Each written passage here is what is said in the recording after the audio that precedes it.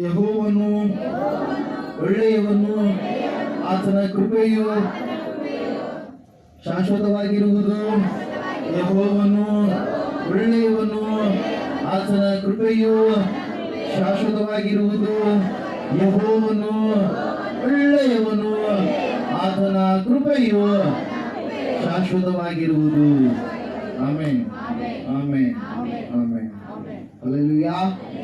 Okay, ಓದುವಾರ ನಾವು ಧ್ಯಾನ ಮಾಡಿದಂತ ವಾಕ್ಯ ಯಾವುದಾಗಿದೆ? ಯಾರಾದ್ರೂ ನೆನಪು ಮಾಡ್ತೀರಾ? ಯಾವ ವಿಷಯದ ಕುರಿತಾಗಿ ಓದುವಾರ ದೇವರು ನಮ್ಮೊಟ್ಟಿಗೆ ಮಾತನಾಡಿದ್ರು?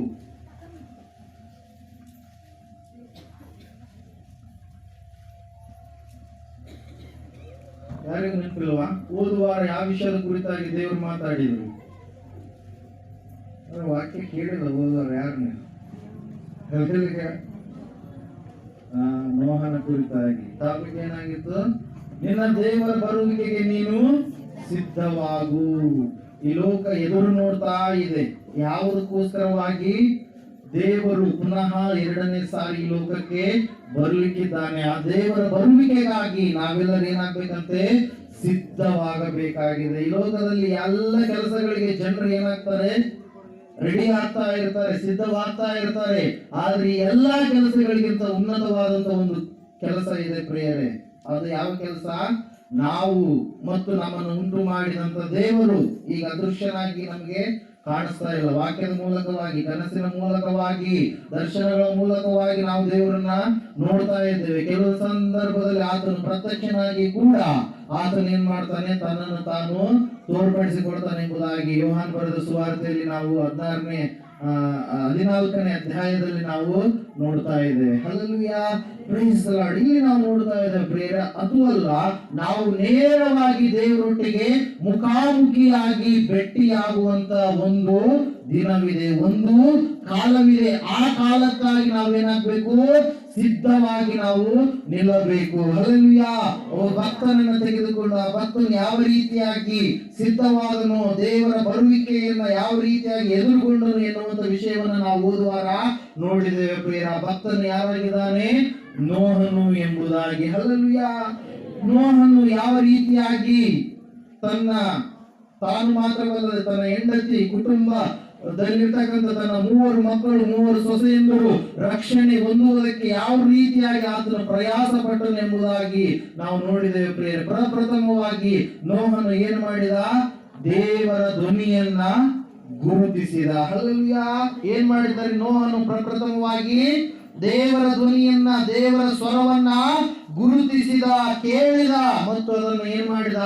ನಂಬಿದನು ಎಂಬುದಾಗಿ. ಹಲ್ಲೆಲೂಯಾ. ಈ ಲೋಕದಲ್ಲಿ ಅನೇಕ ಧ್ವನಿಗಳಿದಾವೆ. ಈ ಅಂತ್ಯಕಾಲದಲ್ಲಿ ಅಂತೂ ಅನೇಕ ಜನರು ನಾನೇ ದೇವರು ಎಂಬುದಾಗಿ ಹೇಳಿಕೊಂಡು ನಾಶವಾಗಿ ಹೋಗುವಂತ ಜನರು ಏನ್ ಮಾಡ್ತಾ ಇದ್ದಾರೆ? ದೇವರು ನಾನೇ ಆಗಿದ್ದೇನೆ ಅಂತೇಳಿ ಅವರಿಗೊಂದು ಗುಡಿ ಗುಂಡಾರವನ್ನ ಕಟ್ಟಿಸಿ, ಅಯ್ಯೋ ಏನೋ ಜಾತ್ರೆಗಳು ಅವು ಇವು ಅಂತೇಳಿ ಮಾಡಿ ಜನರು ಏನಾಗ್ತಾ ಇದ್ದಾರೆ? ನಾಶನಕ್ಕೆ ಹೋಗ್ತಾ ಇದ್ದಾರೆ ಪ್ರಿಯರೇ.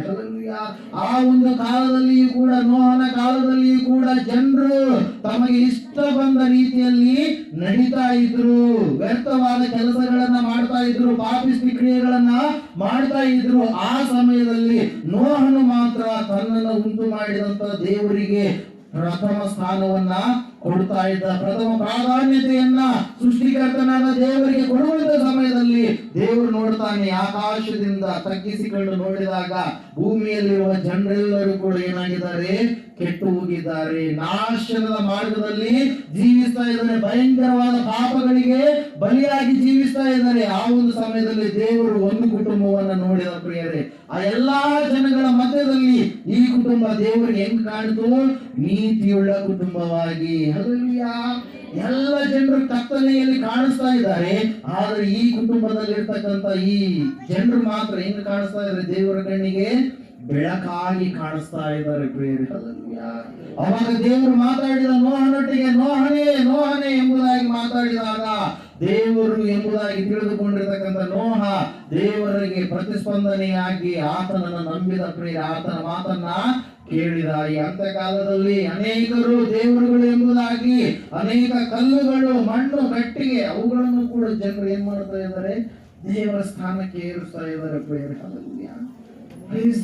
ಅನೇಕರು ಅಂತಾರೆ, ಅಯ್ಯೋ ನಮಗೆ ಮೋಕ್ಷ ಬೇಕಂದ್ರೆ, ಮುಕ್ತಿ ಬೇಕಂದ್ರೆ ನಾವು ಇಂಥ ಕೆಲಸಗಳನ್ನ ಮಾಡಿದ್ರೆ ನಾವೇನಾಗ್ತೀವಿ, ಮೋಕ್ಷಕ್ಕೆ ಹೋಗ್ತೀವಿ ಅಂತೇಳಿ. ಮನುಷ್ಯನು ಮೋಕ್ಷ ಪಡೆದುಕೊಳ್ಳೋದಕ್ಕೆ ಸಾಧ್ಯ ಇಲ್ಲ. ದೇವರಾಗಿ ಮೋಕ್ಷ ದ್ವಾರವನ್ನು ತೆರೆದ್ರೆ ಮಾತ್ರ ಮನುಷ್ಯನು ಆ ಮೋಕ್ಷವನ್ನು ಪಡೆದುಕೊಳ್ಳೋದಕ್ಕೆ ಸಾಧ್ಯವಾಗುತ್ತೆ ಪ್ರಿಯರೇ. ಈ ಲೋಕದಲ್ಲಿ ಮೋಕ್ಷಕ್ಕಾಗಿ ಅನೇಕ ಜನರು ಅನೇಕವಾದಂತಹ ಕಾರ್ಯಗಳನ್ನ ಮಾಡ್ತಾರೆ.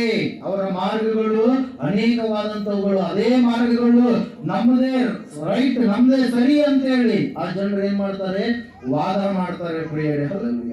ಕೆಲವು ಜನರು ಹೇಳ್ತಾರೆ, ಮೋಕ್ಷ ಪಡ್ಕೊಳ್ಬೇಕಾದ್ರೆ ಪುಣ್ಯ ನದಿಗಳಲ್ಲಿ ಸ್ನಾನ ಮಾಡಿದರೆ ನಮಗೆ ಮೋಕ್ಷ ಸಿಗುತ್ತೆ. ಇನ್ನು ಕೆಲವರು ಹೇಳ್ತಾರೆ, ತೀರ್ಥಕ್ಷೇತ್ರಗಳಿಗೆ ಹೋದ್ರೆ ನಮ್ಮ ಪಾಪಗಳು ಏನಾಗ್ತವೆ, ಪರಿಹಾರ ಆಗ್ತವೆ. ನದಿಗಳಲ್ಲಿ ಸ್ನಾನ ಮಾಡಿದ್ರೆ ನಮ್ಮ ಪಾಪಗಳು ಪರಿಹಾರವಾಗ್ತವೆ ಅಂತೇಳಿ. ಆ ಪುಣ್ಯ ನದಿಗಳು, ಪುಣ್ಯ ಕ್ಷೇತ್ರಗಳು ಅಂತೇಳಿ ಕರೆಸಿಕೊಂಡಂತವುಗಳು ನಮಗೆ ಎಷ್ಟೋ ದೂರದಲ್ಲಿದ್ದಾವೆ. ಅಲ್ಲಿಗೆ ಹೋಗಕ್ಕೆ ಏನ್ ಬೇಕು, ನಮಗೆ ಹಣ ಬೇಕು. ನಮ್ಮ ಹತ್ರ ಹಣ ಇಲ್ಲ ಹಂಗಾದ್ರೆ ನಮ್ಗೆ ಮೋಕ್ಷ ಇಲ್ವಾ? ನಮ್ಮ ಹತ್ರ ಹಣನೇ ಇಲ್ಲ ಅಲ್ಲಿ ಹೋಗೋದಕ್ಕೆ, ಆ ನದಿಗಳನ್ನ ದರ್ಶನ ಮಾಡೋದಕ್ಕೆ, ತೀರ್ಥ ಒಂದು ಕ್ಷೇತ್ರಗಳನ್ನ ದರ್ಶನ ಮಾಡೋದಕ್ಕೆ ಹಣನೇ ಇಲ್ಲ ರೀ.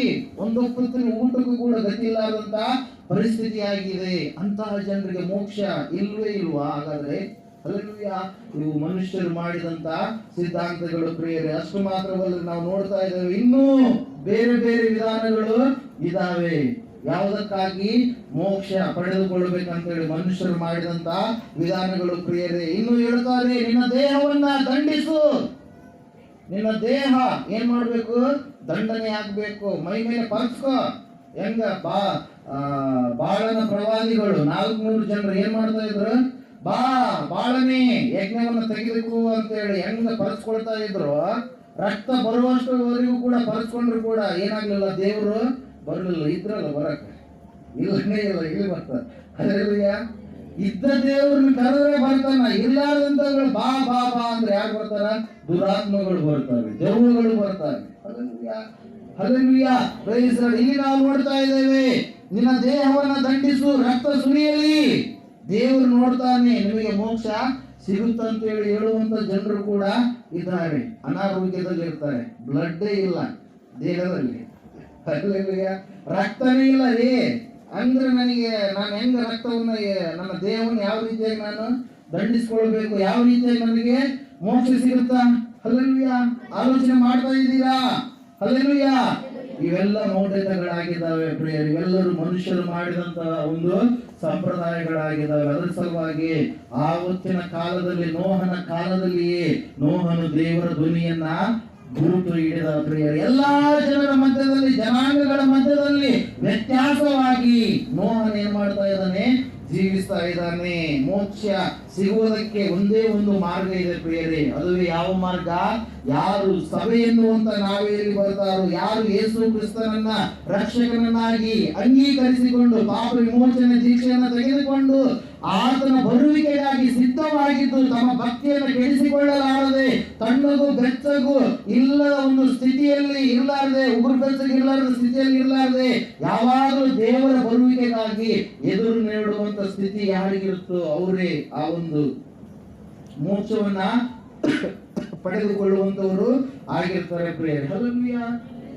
ದೇವರ ರಕ್ತದಲ್ಲಿ ಯಾರು ತೊಳೆಯಲ್ಪಡ್ತಾರೋ ಅವರೇ ಮೋಕ್ಷವನ್ನ ಪಡೆದುಕೊಳ್ಳುವಂತವರಾಗಿರ್ತಾರೆ ಪ್ರಿಯರೇ. ದೇವರ ವಾಕ್ಯ ಹೇಳ್ತಾ ಇದೆ, ಏನಂತ ಹೇಳಿದ್ರೆ, ಆ ನೋಹನು ಕರ್ತನ ಧ್ವನಿಯನ್ನ ಕೇಳಿರುವಂತದ್ದು ಮಾತ್ರ ಅಲ್ಲ, ಕರ್ತನು ಹೇಳಿದ ಹಾಗೆ ಒಂದು ನಾವೆಯನ್ನ ಕೂಡ ಏನ್ ಮಾಡಿದ, ಸಿದ್ಧ ಮಾಡಿದ. ಅಡುಗೆ ತಯಾರು ಮಾಡಂತ ಹೇಳಿದ ದೇವರು. ಯಾಕೆ ಹೇಳ್ತಾ ಇದ್ದಾನೆ? ಈ ಜನರು ಭಯಂಕರವಾದ ಪಾಪಿಗಳಾಗಿದ್ದಾರೆ, ಪಾಪಿಷ್ಟ ಕ್ರಿಯೆಗಳನ್ನ ಮಾಡ್ತಾ ಇದ್ದಾರೆ. ಈ ಜನರೆಲ್ಲರನ್ನ ನಾನು ಏನ್ ಮಾಡ್ಬಿಡ್ತೀನಿ, ಅಳಿಸಿ ಬಿಡ್ತೀನಿ, ಎಲ್ಲವನ್ನ ನಾನು ನಾಶ ಮಾಡ್ತೀನಿ ಅಂತ ಹೇಳಿದ ತಕ್ಷಣ ದೇವರು ಹೇಳಿದ ಹಾಗೆಯೇ ನೋಹನು 22ನೇ ವಾಕ್ಯದ ಪ್ರಕಾರವಾಗಿ ಆದಿಕಾಂಡ ಪುಸ್ತಕದಲ್ಲಿ ನಾವು ನೋಡಿದ ಹಾಗೆ ನಾವೆಯನ್ನ ಏನ್ ಮಾಡಿದಂತ ನೋಹನು ಕಟ್ಟಿದನು. ಮೂರನೇದಾಗಿ ಕೂಡ ನಾವು ನೋಡಿದ್ವಿ, ನೋಹ ಏನ್ ಮಾಡಿದಂತೆ ನೀತಿಯನ್ನ ಸಾರಿದನು. ನೀತಿ ಅಂದ್ರೆ ಯಾರಾಗಿದ್ದಾರೆ ಪ್ರಿಯರೇ?